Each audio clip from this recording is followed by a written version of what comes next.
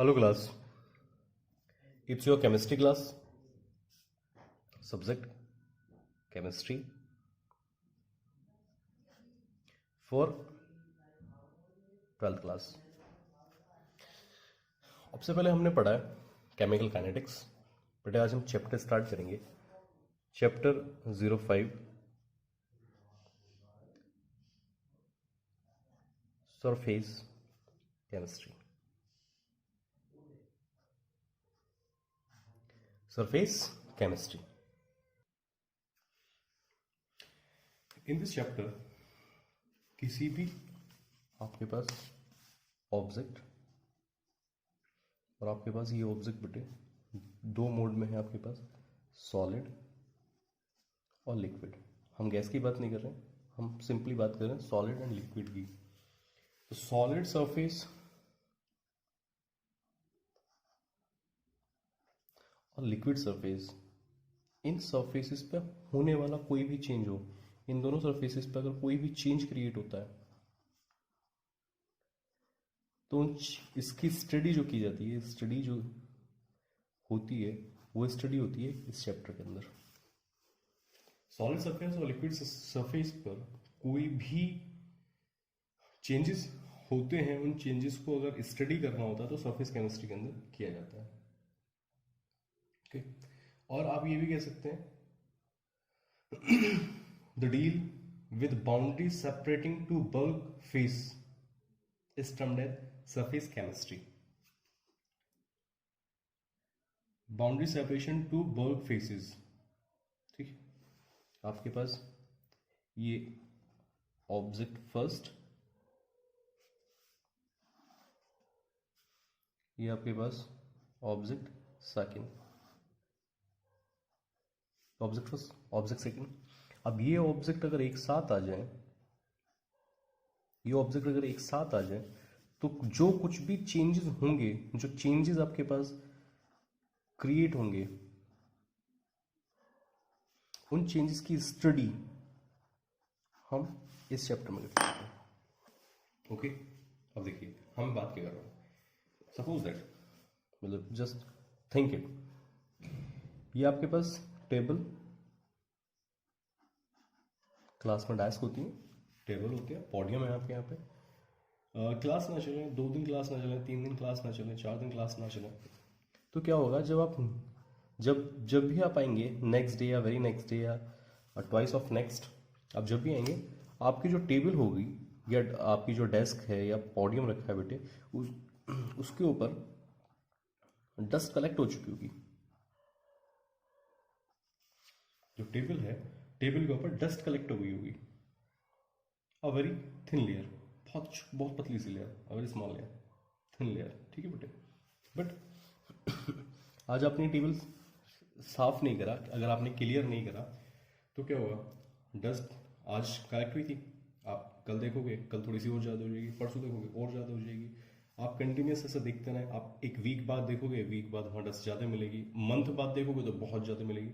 आप 2 साल के लिए बंद कर दीजिए तो पता चला टेबल के 50% में, टेबल के 50% में डस्ट ही डस्ट है आपके पास। ऐसा क्यों हुआ? Why it happens?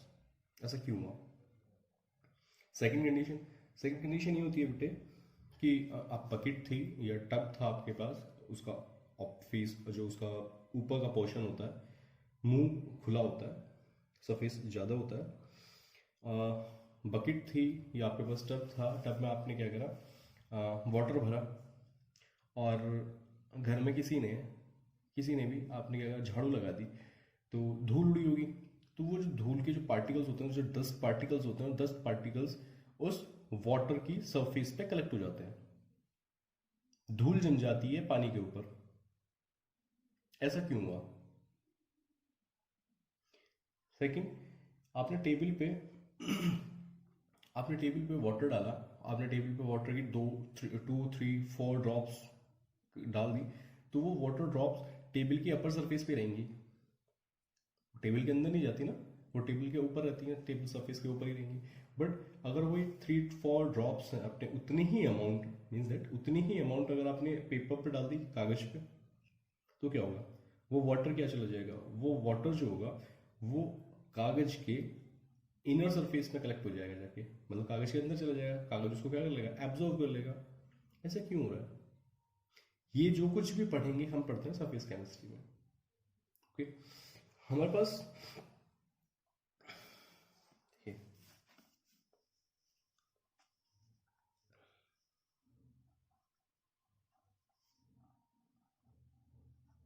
dust collect on the surface of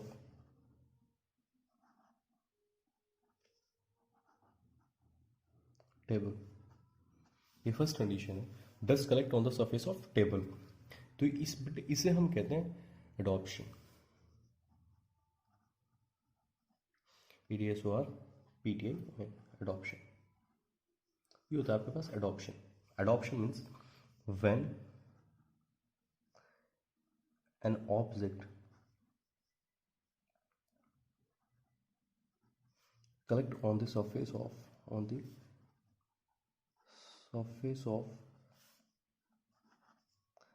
second object।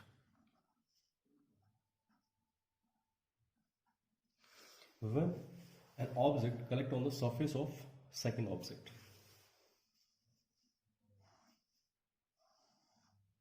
ये आपके पास टेबल, और टेबल के ऊपर क्या कलेक्ट हो गई, टेबल के ऊपर कलेक्ट हो गई,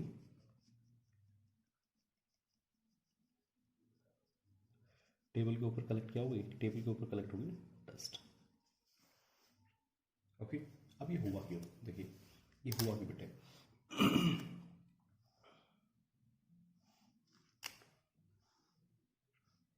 ये आपके पास बकेट है और बकेट के अंदर है वाटर,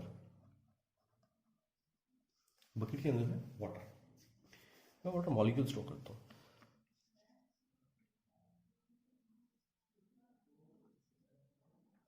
ये बेटे वाटर है,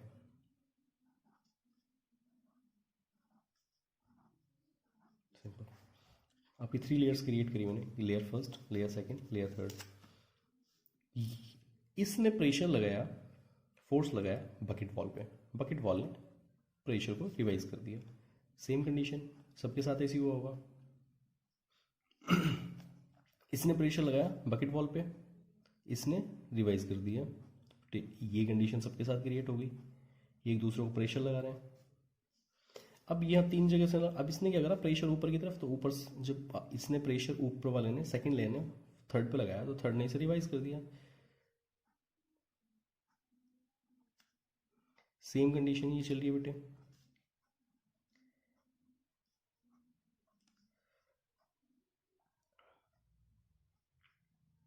ये प्रेशर सब एक दूसरे पे इक्वली प्रेशर लगाए जा रहे हैं। अब देखिए हुआ क्या, ये वाला पार्टिकल है बेटे, इस पार्टिकल पे इसके फोर्थ फेसिस से प्रेशर अप्लाई हो गया, फोर्स लग गया, तो ये क्या हो गया, कांस्टेंट हो गया, स्टेबल हो गया, रुक गया भाई, ये कहीं नहीं जा सकता, ना इधर हिल सकता, ना इधर, ना ऊपर ना नीचे, रुक गया। इसके साथ भी फोर्थ फेज, इसके साथ भी फोर्थ फेज। इन दोनों लेयर, आपके पास जो ये लेयर सेकंड लेयर है और ये आपके पास जो थर्ड लेयर है, ये third, second and third layer balance है, ये स्टेबल हो गई है, ये हिल नहीं सकती, क्योंकि इनके फोर्थ ऑफ फोर्थ फेजेस में फोर्स लग रहा है। बट ये जो आपके पास फर्स्ट लेयर है, फर्स्ट लेयर पे 3 साइड से लग रहा है, इसलिए ये पार्टिकल का एक एंड फ्री है, इसके 3 फेसेस कंप्लीट हैं, और जो फोर्थ फेस है, फोर्थ फेस हो गया फ्री। इस कंडीशन में क्या होगा, ये जो पार्टिकल्स होंगे ये अपने लेवल से थोड़े से ऊपर हुए होंगे,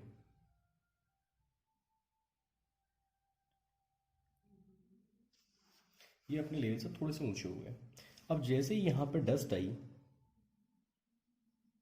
डस्ट पार्टिकल्स आए बेटे, तो डस्ट पार्टिकल्स, क्योंकि यहां पर जो फोर्सेस हैं वो अनबैलेंस फोर्स है, यहाँ पे फोर्स क्या है, यहाँ पर फोर्स है अनबैलेंस्ड।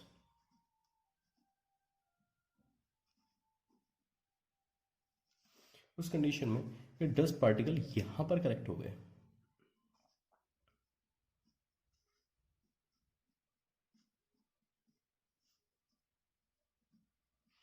अब हुआ क्या, अब हुआ क्या बेटे, अब ये हुआ कि ये कलेक्ट तो हो गए। अब ये इधर से अनबैलेंस रह गए, यहाँ अब ये वाली लेयर अनबैलेंस हो गई। अब और पार्टिकल्स आए, वो पार्टिकल्स यहाँ पर कलेक्ट हो गए, ये पार्टिकल्स क्या हुए, यहाँ अनबैलेंस हो गए। अब फिर इनके पास जो अपर लेयर थी, अपर लेयर फिर अनबैलेंस हो गई। मीन्स दैट एडॉप्शन की कंडीशन में जो अपर लेयर है, जो ऑब्जेक्ट की अपर लेयर है, अपर लेयर अनबैलेंस्ड फोर्सेस है। अपर लेयर में क्या है आपके पास, अनबैलेंस्ड फोर्सेस, और उन अनबैलेंस्ड फोर्सेस के ड्यू टू अनबैलेंस्ड फोर्सेस जो सेकंड ऑब्जेक्ट होता है, सेकंड ऑब्जेक्ट उस ब्लैंक प्लेस पे अपने आप को सिचुएट कर लेता है। ये ब्लैंक है, ये पोजीशन सारी ब्लैंक है, तो जो भी पार्टिकल्स आएंगे, जो सेकंड ऑब्जेक्ट होगा बेटे आपके पास, फर्स्ट ऑब्जेक्ट सेकंड ऑब्जेक्ट, तो आपके पास वाटर क्या हो गया, वाटर को सपोज दैट आप फर्स्ट ऑब्जेक्ट मान लें और डस्ट को आप सेकंड ऑब्जेक्ट मान लें। अब जो फर्स्ट ऑब्जेक्ट है, फर्स्ट ऑब्जेक्ट की अपर लेयर अनबैलेंस है, वहां पे सेकंड लेयर आ गई, डस्ट की एक लेयर आ गई जिसका खुद का फर्स्ट फेज फ्री हो गया, वहां सेकंड लेयर आ गई डस्ट की, उनका फर्स्ट फेज फ्री हो गया, थर्ड लेयर आ गई, फोर्थ लेयर आ गया, फिफ्थ लेयर आ गया। इसलिए जो हमारी डाइस्क होती है बेटे, डाइस्क पे डस्ट एक ही दिन में सारी कलेक्ट नहीं हो जाती, बल्कि क्या होती है, धीरे धीरे कलेक्ट होती है, लेयर बाई लेयर। एडॉप्शन, ये जो प्रोसेस चलती है बेटे, ये प्रोसेस चलती है लेयर बाई लेयर। ये जो प्रोसेस चलती है, ये चलती है layer by layer. Step first, then second, then third, then fourth. Means सारा का सारा कलेक्शन एक साथ नहीं होता। ओके जी, adsorption means layer by layer process. अब देखिए इसमें आपके पास first object first and object second. तो हम टेबल एंड डस्ट की बात कर रहे थे, टेबल एंड डस्ट का एग्जांपल लेके चले थे। तो देखिए बेटे, डस्ट कलेक्ट होती है और ऑब्जेक्ट फर्स्ट के ऊपर कलेक्ट होती है। एक तो कलेक्ट करने वाला हो गया, एक होने वाला हो गया। टेबल जो डस्ट को कलेक्ट कर रहा है और डस्ट जो कलेक्ट हो रही है बेटे। तो जो कलेक्ट कर रहा है वो होता है आपके पास, जिसके ऊपर एडॉप्शन हो रहा है, तो बेटे वो होता है एडॉप्टेंट।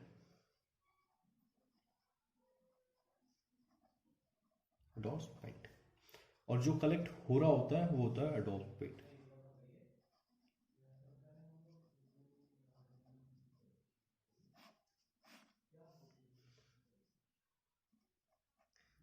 एडॉप्टेंट एंड एडॉप्टेंट।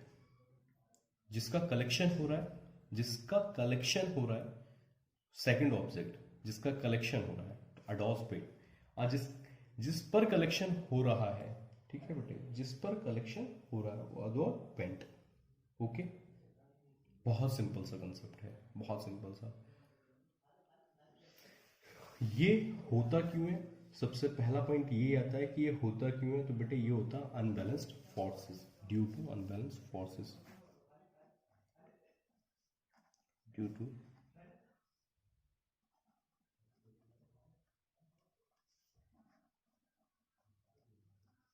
To unbalanced forces.